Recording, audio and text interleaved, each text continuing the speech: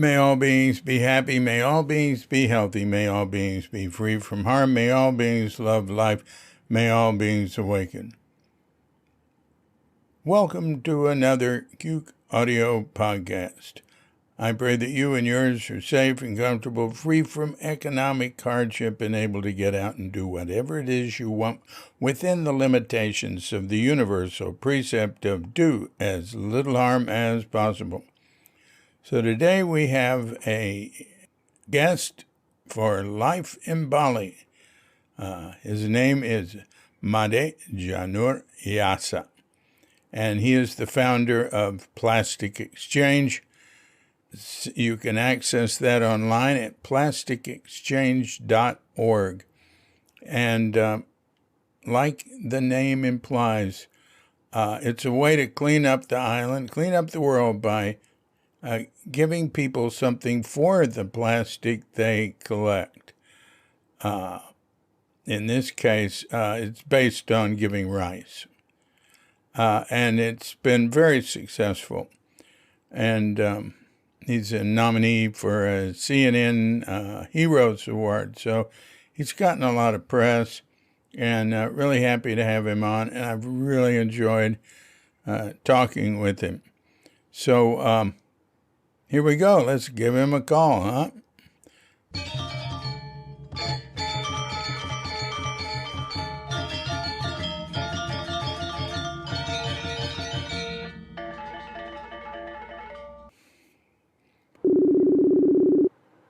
All right, I think we set now. All right. So, hi, Made. Made Janur Yasa. Right.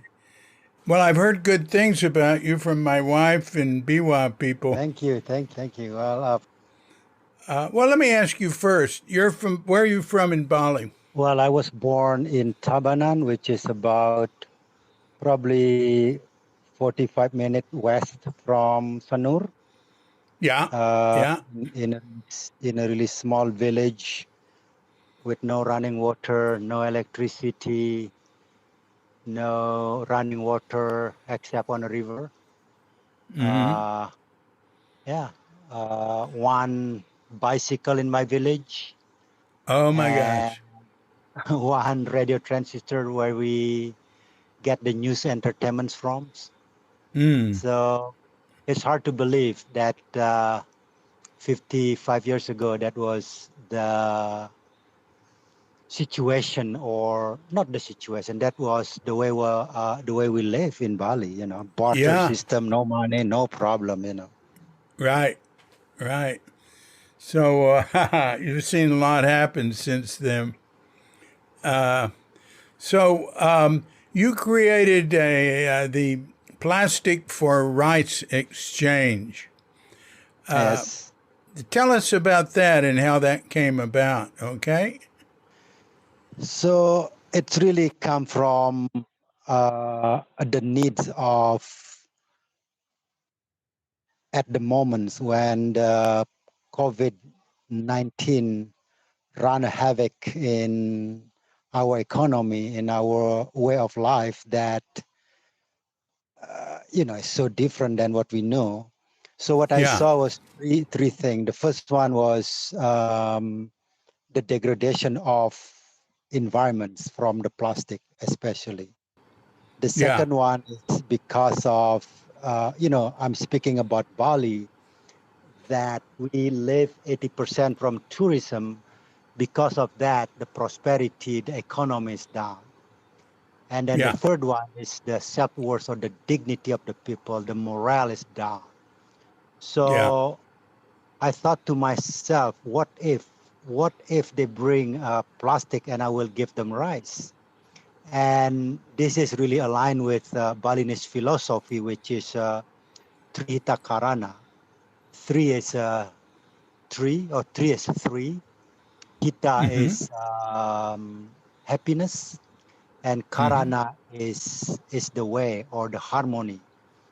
So, which is the harmonious connection human to God is dignity, human to human is prosperity, and the harmonious human to the environment. So I thought to myself, if they bring plastic, will encompass three of these connection, you know, clean up the plastic from the environment, feed the people with rice, and then bring their morale back, bring their dignity that we can clean Bali, then we can do this together. So, how did you start it? What did you start with? Um, I start with my village, which is in Tabanan, and Yeah.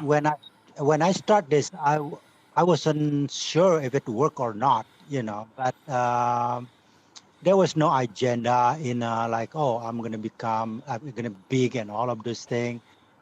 I start trying in my village, and the response was so overwhelming. And I thought to myself, if it works in my village, got to work in a different village. So I bring it to Ubud, and as you know it, in December 2021, Plastic Exchange got nominated uh, into top 10 of CNN Hero. Yeah. Congratulations on that. Please continue. Yeah, and then um, so and again, you know, this Plastic Exchange is really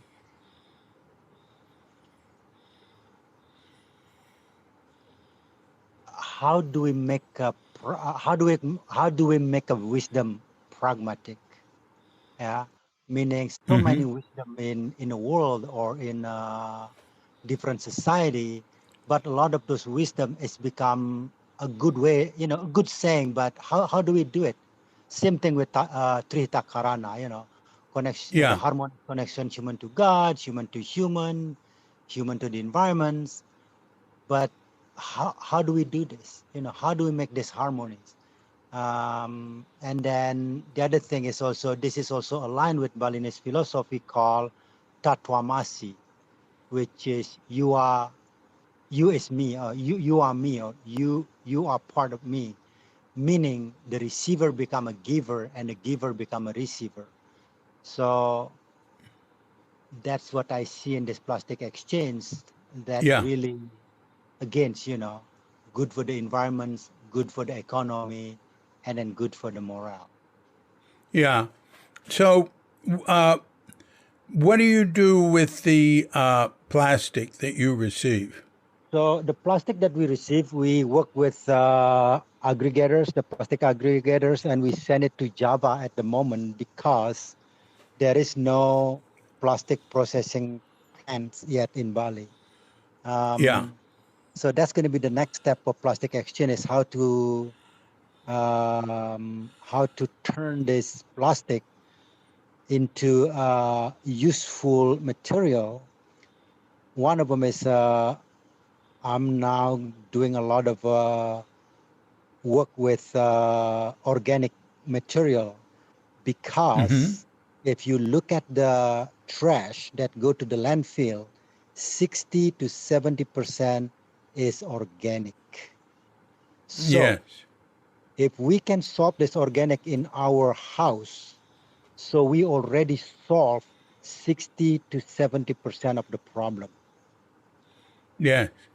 Yeah. So that's what I'm now combining this plastic exchange with how do we take care of our garbage from the sources, which is from our house. Yes. Yes. Yeah. The mixing of plastic with organic, sampah trash is a terrible problem in Bali, with making mountains of landfill with the plastic mixed in. So anything you can do to change that would be very welcome. Now, we recycle our plastic. Pumalung come by and get it. The guys on motor scooters, who collect recycled materials. And there's types of plastic they will take. They'll take almost anything that has any thickness. But if you get plastic bag or very thin plastic, they can't. they can't sell it. Do you accept plastic bags and plastic that can't be recycled? Yes, we take everything because the pemulung will not take it because it's not profitable. They can sell it, but there's no, it's cheap. That's why they don't want to take it. And then they say, Are oh, you we talking can. about the plastic bags? Yes. Oh, really? Yeah. Oh, They don't want to take it because it's not making any profit for them. oh, They only take the one that make a profit, the one that make money. And oh, I don't blame them, because yeah. they are not for, their motivation is not to clean the environments, but their motivation is to make money. And Right. uh, yeah, so at Plastic Exchange, our motivation is to clean up the environments. What do you do with plastic bags and the real thin plastic they won't take? We send it to Java. They can make fishing rod out of it. They can make Oh, really? bundles. They can make Really? ropes. Yeah, but the value is so cheap, so they don't want to take it because not make money for them for the pemulung. I understand. I understand. Well, I'm going to look into that further Yeah, because yeah. I've been throwing that away. I didn't know that there actually was. I do collect some things that I take to the big recycling center near the Tepea, near the landfill. Uh-huh. Sometimes I go there, and visit them. I love recycling. Yeah, yeah. I was involved in recycling in America, and so they do recycle tons and tons and buildings full of plastic but there's no glass recycling. Do you know of any glass recycling? Not that I know of of my head. Where you from in America? San Francisco area, California. Yeah, and again, like I appreciate about United States doing our recycling and all of that. But if you look at in a global scale, you are America still sending your trash to Indonesia, to Africa, to China, and China doesn't want to take your trash anymore. Oh So yeah, yeah, it's terrible. it's Oh yeah, out of sight, out of mind kind of thing. And oh also yeah, the same thing in Indonesia. I think it's all over the world. The mantra of recycling is collect, transport, dump. That's it. Collect it, transport it, dump it. Even when you separate it in your house, they put it in one place. And then, like you said earlier, when when everything mix, and then there's no value, especially when it's organic and unorganic mix. And yeah, then yeah, yeah, the one that can be composted cannot be compost. The one that has value cannot sell because it's dirty. yeah, yeah. Trash and recycling are a big global problem, as and as we know. yes, and the most important thing is to create markets. Well, you know, in terms of recycling, if there's somebody that's going to make something out of it, that's the most important thing. Yeah. Like you say, there's a lot of recycling that has no place to go, Yes. so it's Yeah. just dumped. Yeah, but then making things out of materials that either biodegrade or can compost, or making things out of something other than plastic really helps. But we're not going to get rid of plastic anytime soon, so biodegradable plastic. That's been done. Make it mandatory. Yeah. And then again, David, we can look at the problem as a problem, or we become a part of the solution. I think that's what I'm focusing on. Yeah. Number one, if we cannot fight the plastic, like we can stop the consumption of plastic in a short term, at least we can change the behavior of the people, make them aware. Instead of throwing Yes. it, let's dispose it properly. Yeah. Let's give them value to it. Either value for cleanliness, because cleanliness is an asset. As you know, Yeah. Bali is 80% depend on tourism. We have dances, we have views, we have culture, and cleanliness is an asset. Clean is an asset. Yes. Same value as a dance, as a culture, Yeah. because a good view with a good culture, if it's dirty, it will degrade the value of that culture. It will degrade the value of that dances.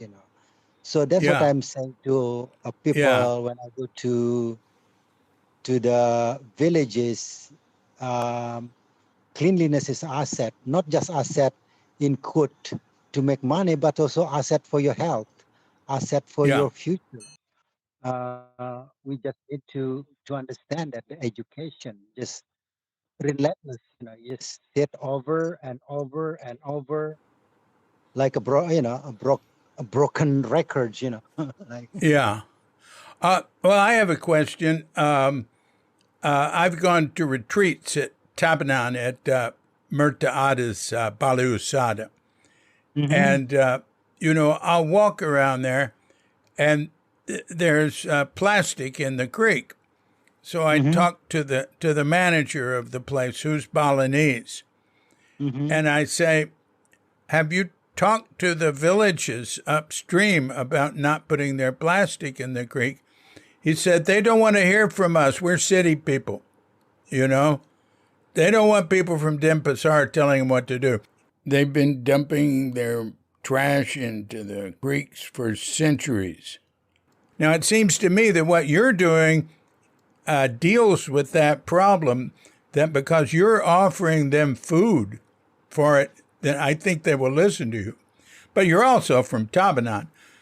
But does the fact that you're offering an exchange make it easier for you to get people not to dump their plastic into the creeks?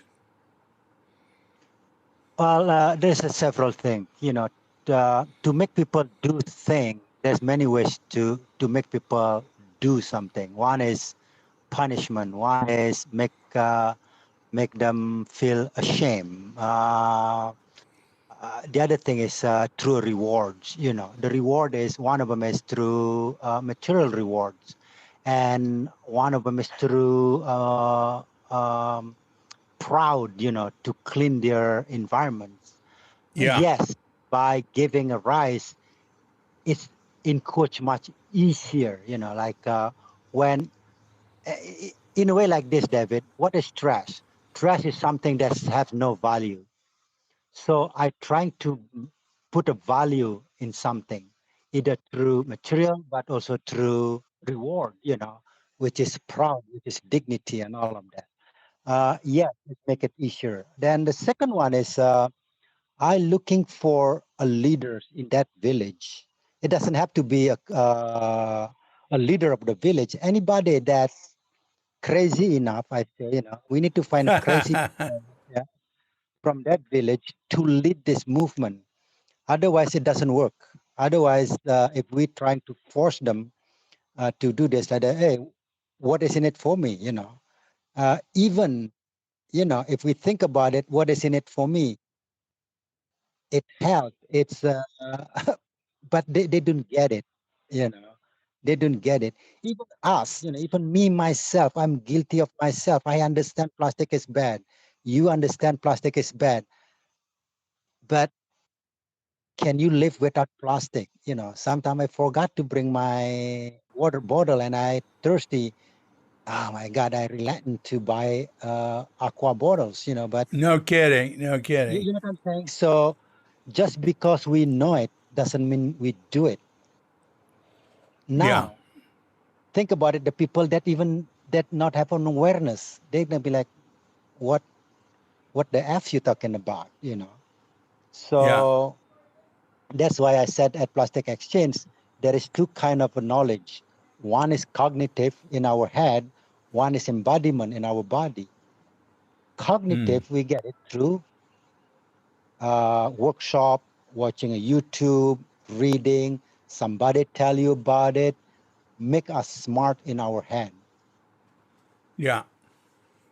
The embodiment, the knowledge of your embodiment, the only way you can get that is through action, through doing. Otherwise, you just memorizing things. You know, a lot of Yeah. people memorizing, oh, plastic is bad. Everybody, I'm not saying everybody knows. I would say 80% or 99.9% people understand plastic is bad. Yeah. Do we do the right thing? No.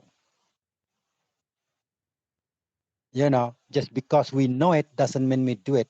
So that's why in plastic action, we call this action, education in action, to bring that cognitive knowledge into your body.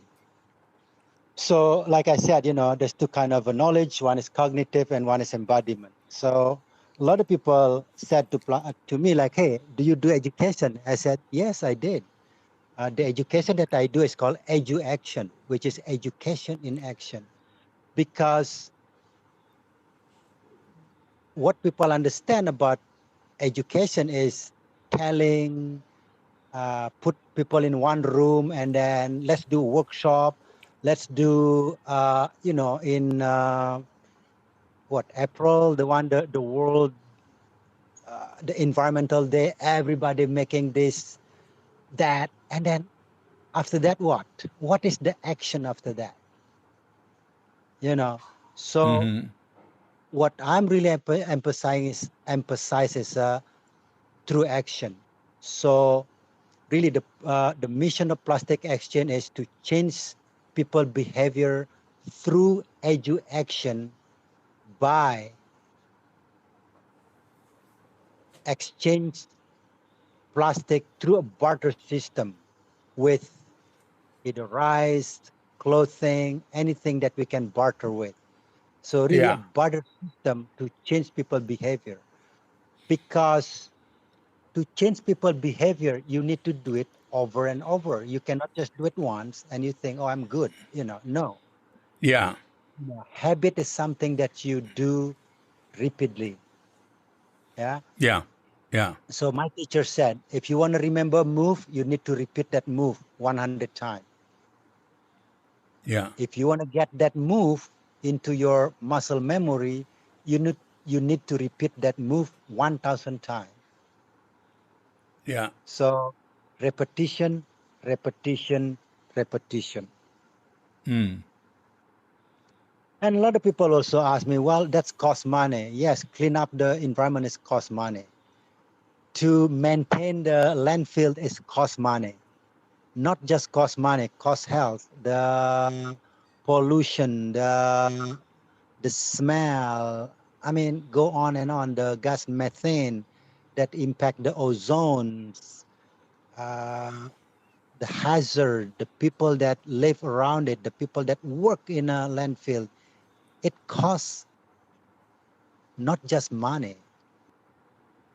Yeah. It would be very good here if there was separation of trash. If the organic was separate at least, and it could be composted. I'm I'm sure you've met people who compost. We compost here at home. That's what we do at Plastic Exchange. You need to separate your garbage, otherwise we don't take it. Yeah. We are not a garbage collection provider. Yes. Yeah, if you're Yes. not separated, take them home. You know, Yeah. and then some of the people said, "Well, I'm going to throw it into the environment." Please do it. It's your house. It's not my house. I'm not playing. Well, I play nice, but I'm not like, oh, please, let me massage your feet. Let me massage your neck so you can bring your plastic out. If you don't want it, don't. It's okay. It's your house. It's your place. But if you Yeah. do, we'll reward you. Yeah. And usually the people like that, after 3 or 4 times, like, oh my God, it's become like almost the non-believer become a believers, Yeah. Now, what percentage of your operation is covered by the sale of plastic? I would imagine a small percentage, and that you are dependent on donations. Yeah, it's only 30% of the selling That's from that. pretty good. Yeah, yeah. Still, I said 30%, probably more like 20 or something like that. But still, Yeah. it's Yeah. this is what I said, David. Clean up the environment is everybody responsibility. We cannot do it ourselves. Yeah. By you interviewing, doing this interview with me, hope this will spread to different audience that uh, eager or want to take action or want to support their community to do the same. How can Yeah. we change the behavior of the people through action? Yeah. Well, even though right now what you're doing has to be supported by donations, I think, like you're saying, it increases awareness, it's educational, and it can lead to a different way of dealing with materials so that we retain more value in what we use. We don't create landfill. We create compost. We create new products. We use less that can't be used again. Yeah, there is one village here close to Chaluk. Do you know where Chaluk is? No, but my wife probably does because she gets all over with BY, Husband stay home. Huh? Um, so Chaluk is really close from Sanur, actually, probably Uh-huh. 20. Yeah. There is Uh-huh. Banya called Chamangan. Mm-hmm. There is a 350 household in that Banjar. They don't have a truck to deal with their plastic, to deal with their trash. No truck, Oh. Oh. no truck. It sounds like a magic, This day, when you talking about plastic, they're using the old mantra, meaning collect, transport, dump. And how do you do it without truck? It's almost like, wow, that's impossible. Yes, that is possible. So they have this composting system in each house. So just by doing that, they already solve 70% of their problem. Yeah. And then all the non-organics like plastic, metals, cardboard, bottles, and all of that, they have plastic exchange once a month. So they bring it over there and done. So Yeah. no truck. Oh, that's wonderful. That's wonderful. Uh, well, I'm surprised. There must be some glass recycling somewhere. But, glass is not a polluting type of trash. But still, you don't want mountains of glass that you don't know what to do with. So I think I know where it is, but it's not in. I think it's not in a big quantity, but like they use it to do to use. If you go to Mars, they use this glass. They melted the glass and then they make kind of like a unique looking glass. They use it in a lot of different restaurants here in Ubud, but Uh-huh. also they use it. They have this wood from. My English is just escaped me. The root of the wood, and for some reason they put look like a vase looking glass that they melted, and then it's kind of following the texture of the roots of that sculpture Oh, in oh some. yeah. Well, yeah. Well, that, you know, and there's people who make drinking glasses out of bottles and things like that. But, the best way is to have reusable bottles. And there is some of that.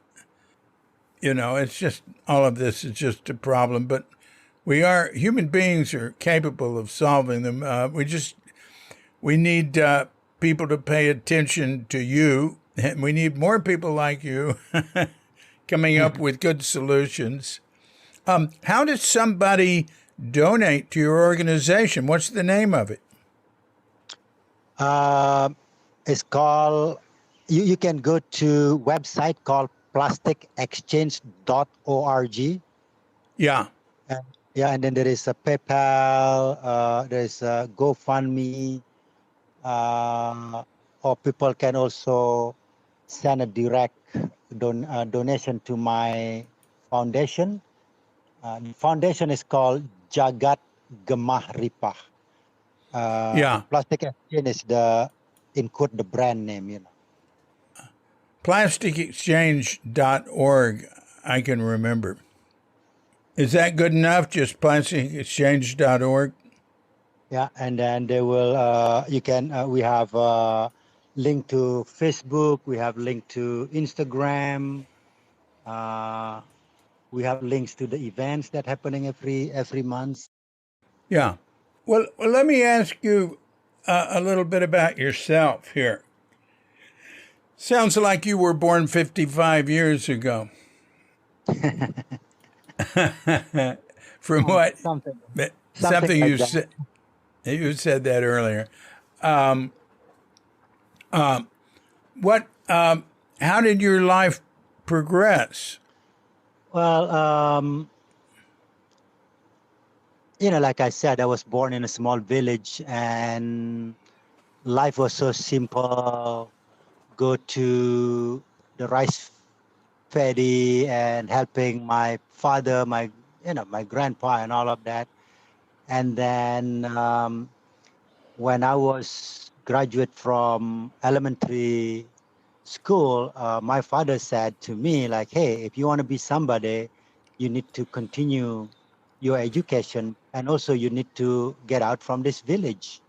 And I was a little bit confused, life is good, what else do I need, and at the age of 12, with not much guidance from my parents, it forced me to figure it out life.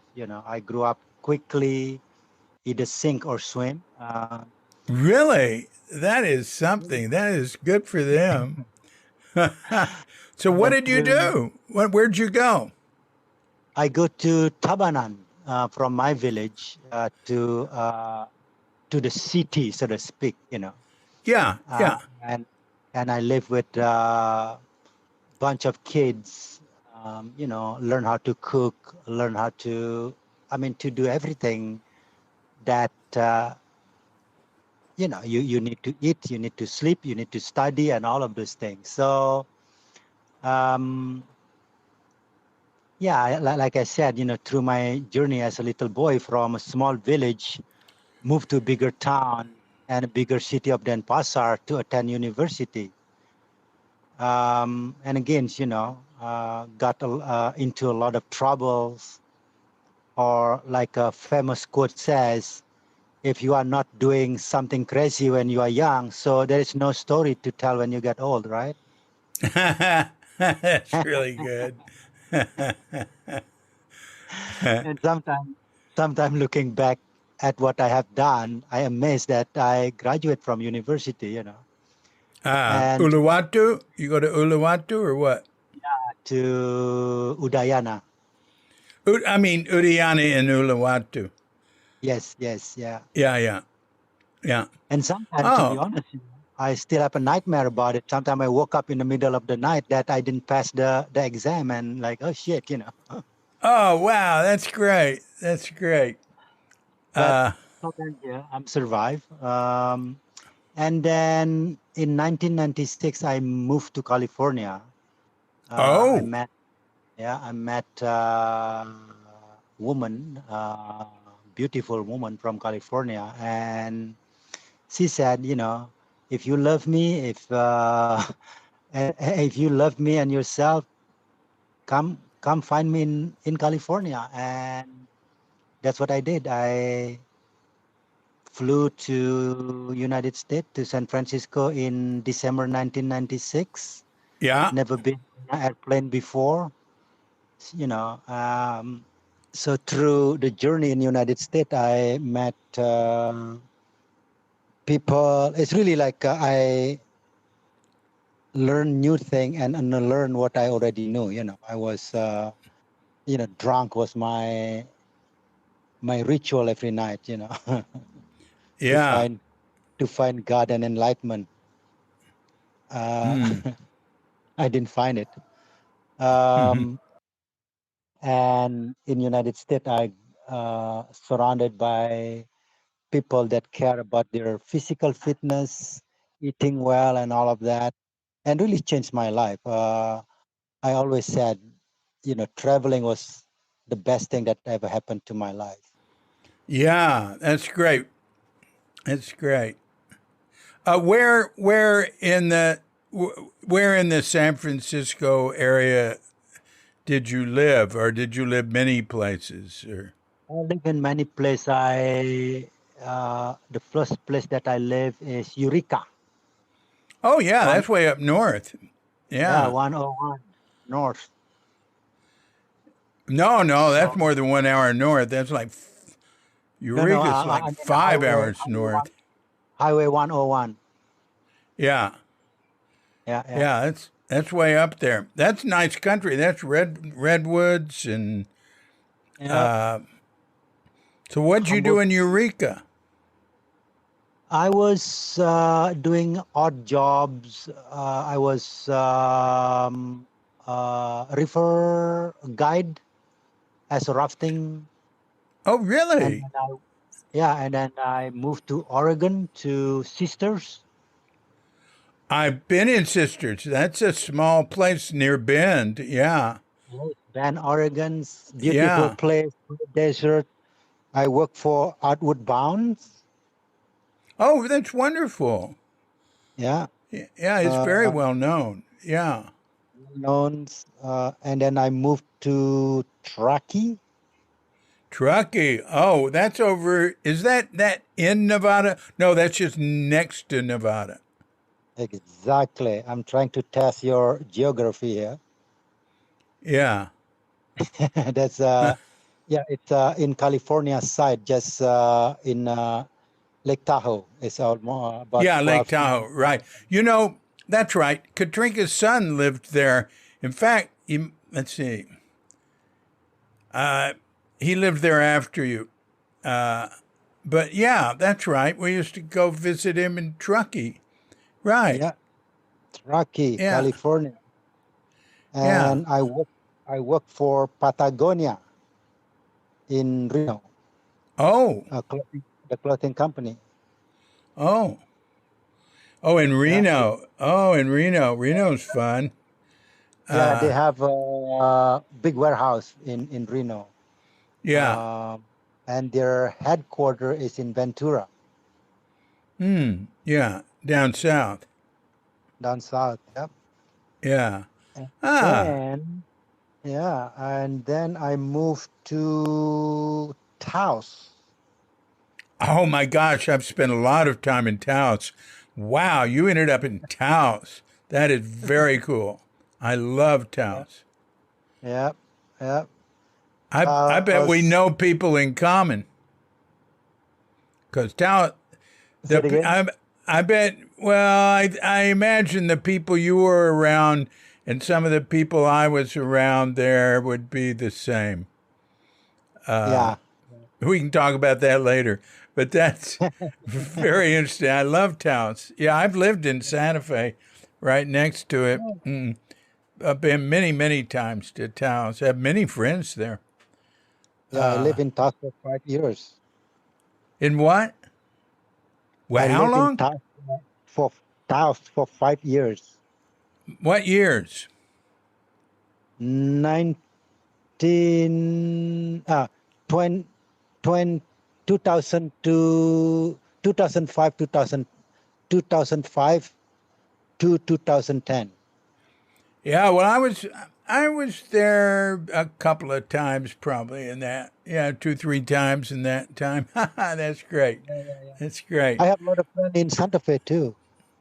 Where? Oh, Yeah, where? friends in Santa Fe, like in toward the ski valley, Yeah, in Agua Fria, yeah. in one of my friend own a place called uh, God, what is that? The rock place in San Francisco. I would say Rock Garden. It's not Rock Garden. What is that? And you're talking about outside of Santa Fe? Little bit outside of Santa Fe on a St. Francis Road. Uh Um, huh. a stone forest, I think. A petrified forest. No, no, no. My friend has a business Uh huh. in San Francis Road. Uh huh. Yeah. Oh, St. Francis. Yeah, well, that's still in Santa Fe. Yes. Uh, The uh, place called Stone Forest. Stone Forest. All right, I understand now. Yeah, well, Yeah. I don't remember Stone Forest per se, but I know where it is. I know what you're talking about. But Yeah. that's really, really interesting. Mm. That is very good. That is very good. See, I come from Fort Worth, Texas, and so Okay. I moved to San Francisco area in 1966 when I I was 21. So many, many times I've gone back and forth, and many times I would stop and visit people in Santa Fe and in Taos. I see. Not always. Sometimes I'd go the lower route, but usually I'd go up that way. Well, that's really great. Well, what else? Yeah. How long And were then you in the United States? about 15 years Oh ish. my goodness. Yeah. Yeah. And Well, then I travel a lot for my work too. I used to do a lot of coaching with mid managers, do culture change in a community, in a company, and all of that.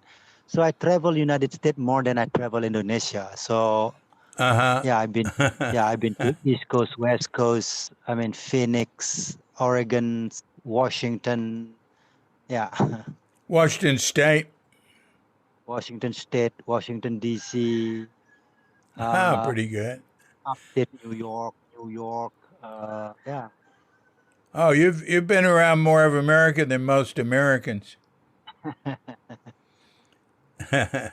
So, and uh then in 2010, I moved back to Bali. huh. Um, yeah, worked for one of healing center here in Ubud called Five Elements, Uh and huh. then opened a restaurant called Moxa here in Ubud, Uh huh. and Moksha, then as in enlightenment.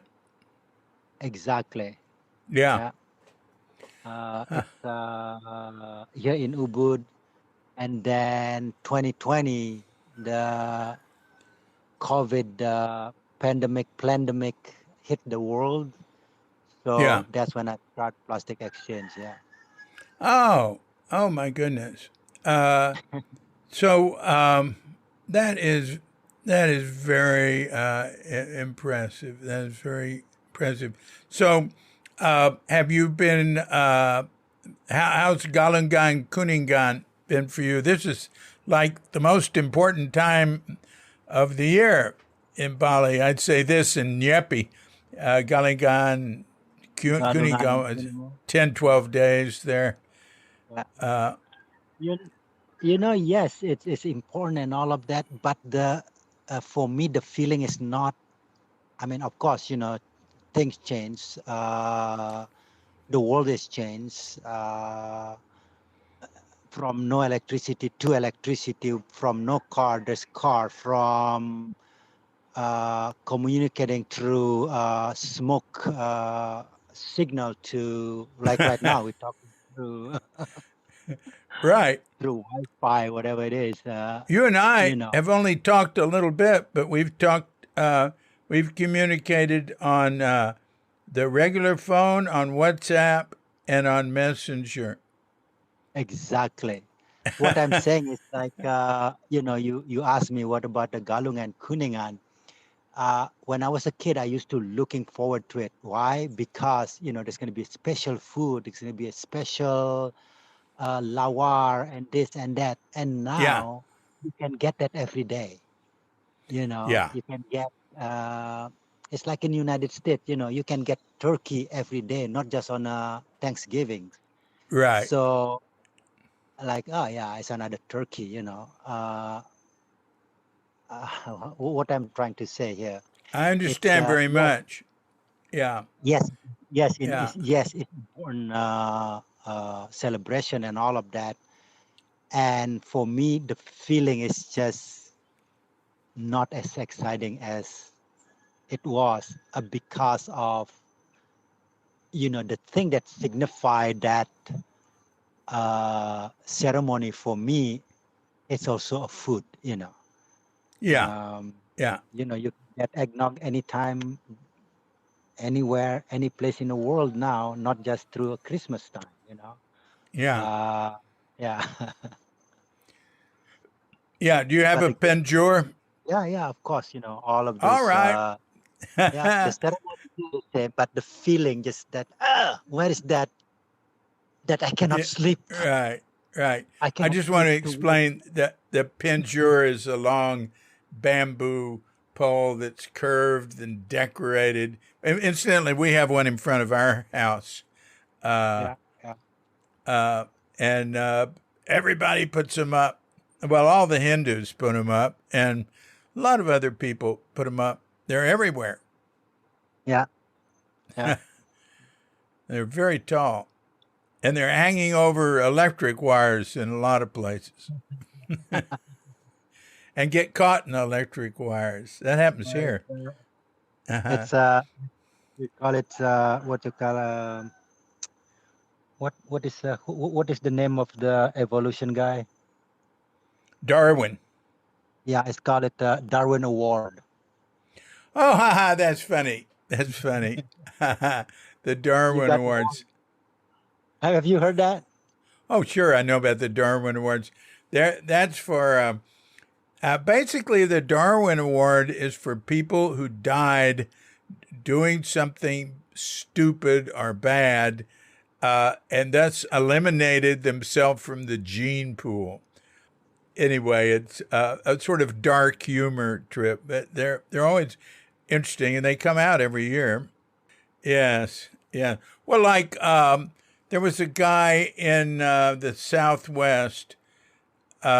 Now this happened before the Darwin Awards, I think, but he'd have to get a posthumous one. I guess they're all posthumous, but this would be a late posthumous award. Who those giant saguaro Yes, cactus? They're very, yes, very big. They go up yes. like 20 feet. And they're big, enormous branches. It's all cactus. Well, there was a guy with a shotgun that, some hunters like to shoot things up. They're not real hunters. Uh, and he shot one of the arms off one and it fell down and killed him. So that is the perfect Darwin Award right there. Yeah, yeah. Uh, yeah. Hmm. Well, Uh, I'm not striving to get one. no, no, we don't want you to get one. We like you having the CNN Heroes Award. That's great. Well, gee, this has really been good. It's been really interesting. I really appreciate what you do, and yeah, I want you to come over. Uh, what do you like to eat? Do you like Genius on the beach, or do you like bunkos? I'm on a seafood diet. Seafood? what I see, that's what I eat. Oh, yeah, good. That is terrific. That is a great phrase, man. I never heard that. Seafood diet.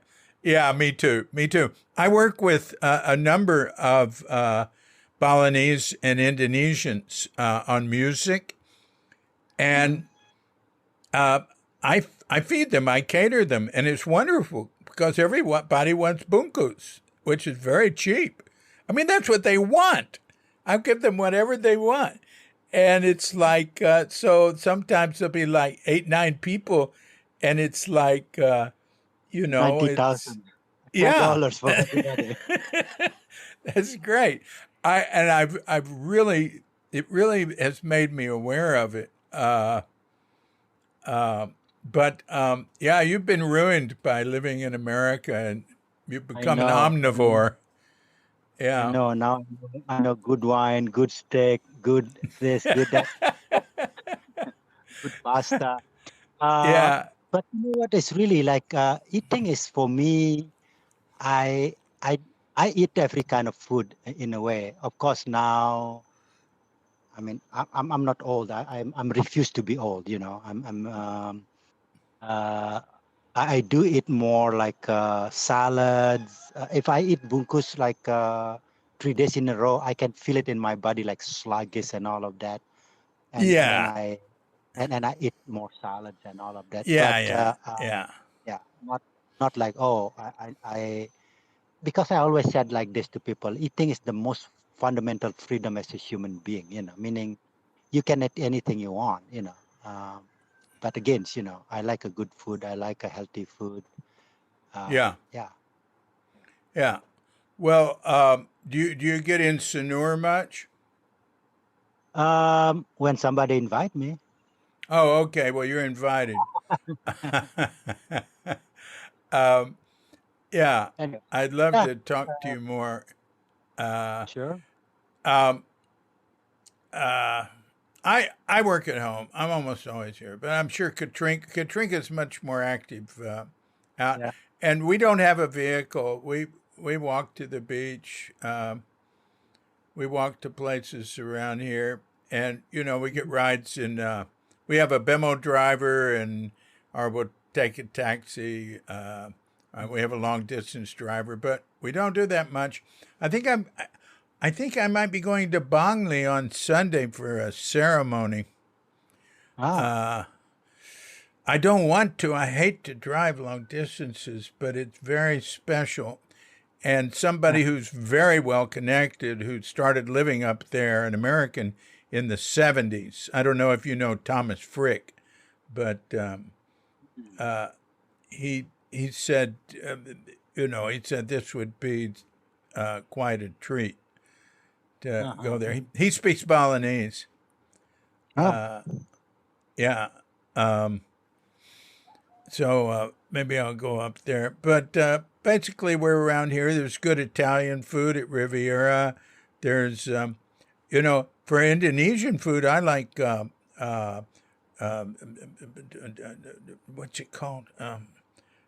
warung Warung kecil Kecil. aja. Warung Yeah, warung Kecil. kecil. I Actually, love it's it. owned by my friend. Huh?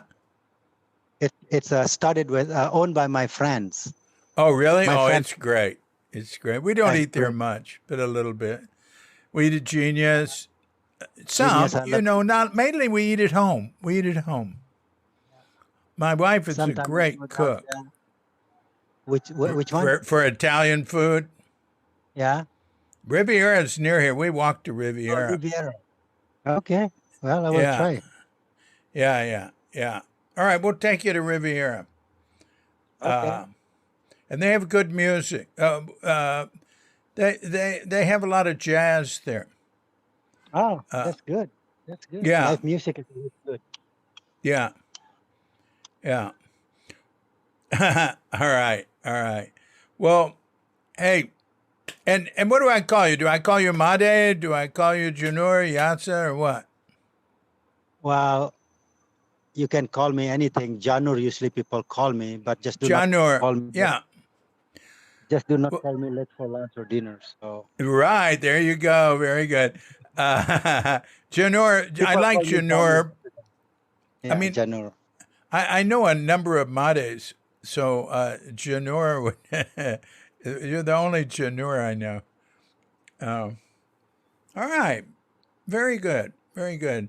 Well, thank you very much. I look forward to meeting you.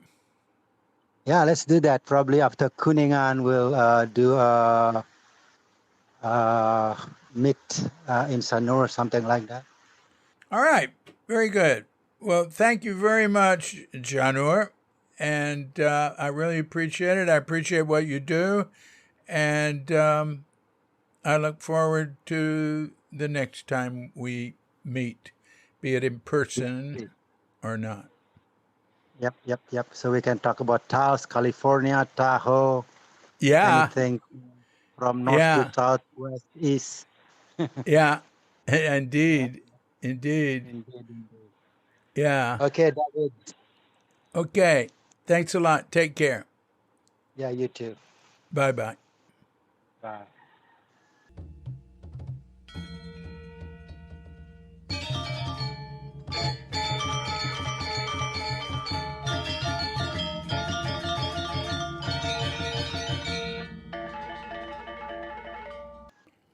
Thanks a lot, Janur. Really appreciate it. And thanks a lot for starting Plastic Exchange, which we can access online at plasticexchange.org. And there you'll see links to Instagram and Facebook and GoFundMe link to contribute a little to what they're doing, or a lot. This has been a Cuke audio podcast, A Life in Bali. I'm DC, poohbah of Cuke Audio and Cuke Archives, coming to you from sleepy Sanur with Dogge Bandita, Feline Cuchita, and dear lovely Katrinka. And we're wishing you and yours and all of us a grand awakening.